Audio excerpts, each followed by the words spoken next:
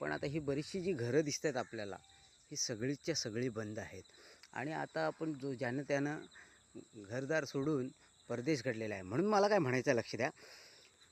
घरदार सोडलं परदेश घडला, घरदार सोडला परदेश घडला, आईचा मला दूध आठवला, आईचा मला दूध आठवला, बालपण होते छान येते आठवण, बालपण होते छान येते आठवण, गावचा तू घर माझा कौलारू मोडला, गावचा घर माझा कौलारू मोडला.